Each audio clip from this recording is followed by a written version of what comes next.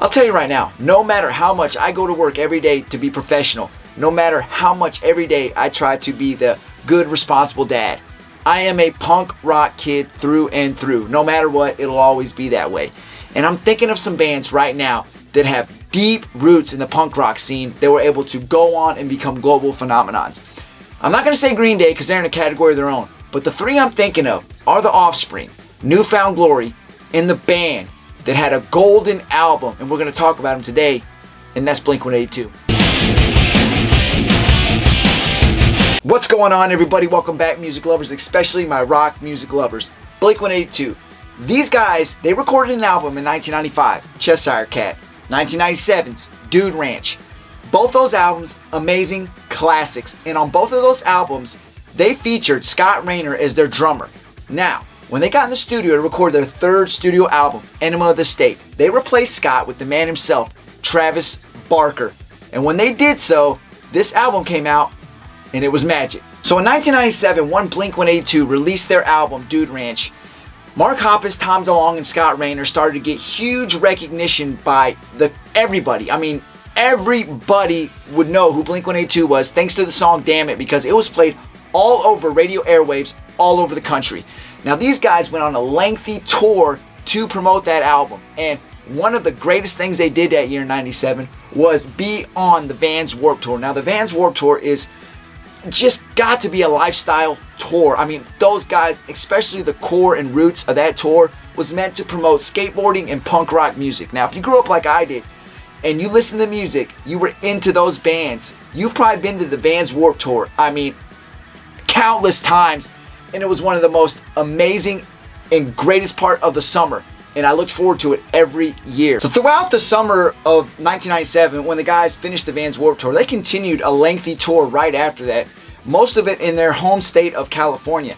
Now, as they rolled into 1998, I mean, tensions were high. These guys had been on the road for a long period of time. And I mean, you know, if you're with somebody long enough, tensions are going to rise, and it's absolutely what happened. The thing with Scott Raynor is the guy always had a desire to go to college. He wanted to finish and get his high school diploma, and there's nothing wrong with that. I credit the guy for that. But you know, these guys were taking this thing seriously, especially Mark Hoppus and Tom DeLonge. They seen they were going somewhere, and why the hell would you not want to continue that and try to reach the most high level of success that you possibly could? Now, they ended up going out on a tour called Snowcore. Now, this was meant to be somewhat of the winter version of the Vans Warped Tour. And they ended up sharing the stage with Primus on that tour. And great, if you've ever seen any video footage of this, awesome performances by any of the bands involved. Now, they said Scott Raynor would sometimes bring his schoolwork on the tours with him so he could make sure he could complete, get his diploma, and eventually go to college. Again, nothing wrong with that. I applaud the guy.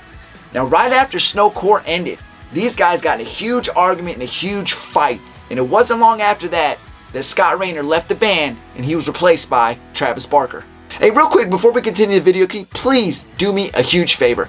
I absolutely love doing this, and there's two things you can do for me. That is like this video and subscribe to the channel, and that will help me grow. That will have YouTube put me out to a more vast audience, which is absolutely my goal. So please, do those two things for me right now. Let's continue the video. And the way that the band originally got Travis Barker to play was they recruited him from a band he was playing with at the time. It was a ska punk band called the Aquabats.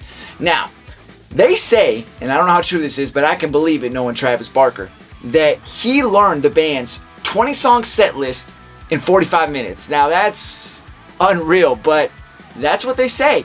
And he played the songs flawlessly after the first performance from there on out.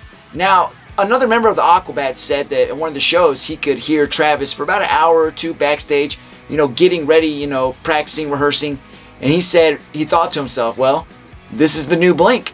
And he kind of in hindsight thought back and said, at that time, we probably should have started looking for a new drummer in that moment. Now, Blink-182 ended up ending that tour with a sold-out show at the Palladium in Hollywood, California, a place they wanted to play at for years, ever since they got started. And that dream came true that night. So they played the show, and that was it for that tour. The guys, they went on break for a moment, and Raynor actually came back to play with the band. And he played for them for a little while. They even went on a really successful Australian tour. But it was at the same time that Raynor started to drink heavily and kind of act a fool. And during that process, you know, DeLonge and Hoppus went to him and said, hey, if you want to stay with the band, you got two options. You can either go and stop drinking, join an inpatient rehab, or just get fired altogether. Now, after thinking it over, Rayner decided, okay, I'll go do those things. I will go join an inpatient rehab and better myself. It was said that while he was in that inpatient rehab, that's when he got the phone call informing him that he was fired from Blink-182. So as they were getting ready to go in the studio to work on their third studio album, Barker was back with the band. In fact, it was October of 1998 when the guys got back in the studio to work on Enema of the State. And at that time where they were recording at, Travis Barker would drive down every day from Riverside, California to help write with the band and lay down his tracks. I mean, they worked on this album for a while. In fact, they even brought in legendary punk rock producer Jerry Finn, and this guy was absolutely amazing. And they said, especially Hoppus, that as crazy as the recording process would get, and those tensions were obviously on the rise at points, it was probably like a roller coaster. They said no matter how bad it got, they could always step back and laugh because of Jerry. So on June 1st of 1999, Enema of the State dropped, and this album would change punk rock music and change the pop punk scene from then on. I mean, two of my favorite songs off that album are the song Dumpweed and Aliens Exist. Dumpweed is a freaking awesome song. Tom DeLonge, the primary lyricist on the song, I mean, it's classic Blink-182, especially, I'm going to say, with Travis Blink-182. But the song Aliens Exist is another one of my favorite songs. This is the one that dives deep into Tom DeLonge's interest in UFOs and conspiracy theories. Now, that could be a whole video in itself, but this guy dives, I mean, he's deep into that stuff. To date, he still is very big on that stuff. But there were 3 songs on that album that changed punk rock music forever, at least as it goes for mainstream. And I'm talking about those 3 songs right now. So this album absolutely had 3 of the greatest singles of all time as far as punk music, pop punk music, whatever you want to call Blink-182 in this album. The first one has to be What's My Age Again. I mean, this song is absolutely amazing. Obviously, Janine Lynn Mulder, she was the cover art for the album itself. She was a porn star, is a porn star, whatever. She was also featured in the music video, and this video is absolutely awesome. It just shows the guys running around town butt naked, and it's the coolest music video. And I cannot believe this wouldn't fly these days. I don't think you would see this video today and it would fly, but back then it absolutely flew, and it was amazing. The guys running around naked, I mean, everybody watching them as they pass, creating havoc, because every time somebody looks at them, something bad happens during the process, and it's just an absolute classic. And that was one of the singles off the song, or excuse me, off the album that will forever go down in history as one of the greatest pop punk songs of all time. But that wasn't it. They weren't done. They had 2 more singles that absolutely made a stamp on this time in this album. So the next single, All the Small Things, was a classic. This music video again left it smart because 1999 was a huge year for music. I mean, different genres all around. I had a younger sister. She loved the boy bands, NSYNC, Backstreet Boys. She loved Christina Aguilera. She loved Britney Spears. She loved 98 Degrees. And this video by Blink-182 absolutely smashed every one of those artists in it. I mean, they were pretty much parodying every one of their videos. I mean, at least that was popular at the time. I mean, the guys trying to act like goofy boy band figures. I mean, so funny. And not just that, the song was absolutely amazing. I mean, go back and watch the video now, and if you're my age, it takes you back and gives you goosebumps. I mean, it's classic song, classic music video, and it's one of those songs that made a mark on the album, made a mark on the times, and will forever, just like the first single, go down in history. But my favorite song has to be the 3rd single off the album. So the 3rd single, Adam's Song, is my favorite song off the album. Don't know why, because I love the entire album. I mean, probably Dumpweed is my 2nd favorite, but Adam's Song's amazing. And Mark Hoppus said it was inspired by a few different things. One, somewhat of the loneliness of being on the road and on tour. And also, he read a teen suicide letter that was in a magazine, and that was another big inspiration for the song. And if you listen to the song and watch the video, you can feel the meaning being portrayed in both. The video and the song go hand in hand. Now, it meant a lot to us, especially my group of friends, because we had a friend named Adam. This guy was the life of the party, the goofy guy, funny as hell. We always were at his house, but there was times where it got dark, and he always had those suicidal moments where he would talk about doing it or wanting to do it, and he would see all that life just go out of him. And we hated seeing him like that, but his name was Adam. And every time we would hear the song, a couple of my other friends, when he wasn't around, we would always talk about, and it was a dark conversation that if he ever did that, thank God he never did, He is grown up now just like the rest of us, has a family and a wife, and he's living the life. But as teenagers, we thought if he ever did that, there was so many lyrics in that song of things that we could say happened to us, you know.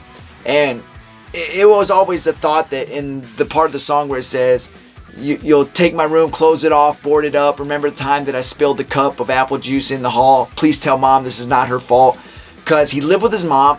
His mom and dad were split. He lived with her in the house, and she was always worried about him, and we were always spilling shit in his room. And we were just imagining if everything we did in that room, all the memories, if that room was just closed off forever and just left the way it was, how sad it would be. But, you know, the song was a hit and a classic, and it definitely means a lot to me, and that takes me back hearing that song even today. I mean, Blink-182, what they did with Enema of the State is just, it's absolutely a masterpiece. I mean, I don't know any other way to say it.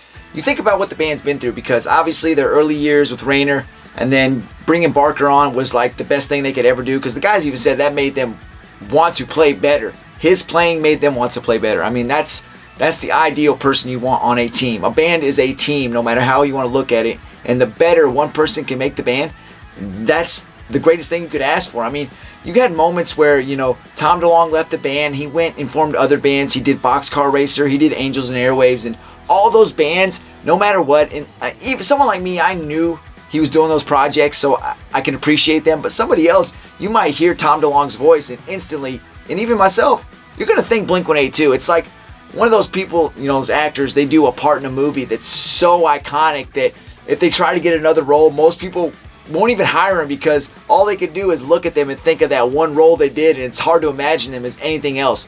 One person that comes to mind is Ernest. I mean, the guy that did Ernest, Jim Varney, I mean, obviously, no matter what he did, I think I'm looking at Ernest, even if he tried to do another part. And there's plenty of others to think of, but, I mean, Travis Barker himself, this guy's done so many projects, I can't even list them all right now. It'd probably take 10 minutes. But even to today, I mean, the guy's dating Kourtney Kardashian. I mean, he is done so many collaborations with so many bands, so many artists. I mean, the guy is a legend in the entertainment business. But no matter what, those three guys, you're going to always fall back to Blink-182. And just recently, within the last year, the guys got back together. Sorry, the three original members. And when I say original members, you're going to think Rayner, right? That is the original drummer. But when I think original, I'm thinking of that Blink-182. The one with Barker, DeLonge, and Hoppus. To me, that is Blink-182. And there's a lot of people out there that will disagree with me, especially some of the hardcore fans that have been there since the beginning. Because those first two albums are classics in their own right. But that's Blink-182 to me, and I don't care how you put it. Those three guys created amazing music together. And even today, you know, Mark Hoppus with his cancer battle, I mean, he was always posting about that, and you really felt for the guy, and it was tough to see. But he's made it through. And the three guys are jamming today, and it's absolutely amazing. So, Enema of the State, classic album, will forever go down in history as a classic album, especially in the pop punk world, however you want to put it. Those guys did an amazing job. But anyway, thank you for watching. Go out there, take care of your friends and family, do something amazing, be great at something. Don't be afraid to do something amazing with your life. Till next time, take care of yourself. I'm out.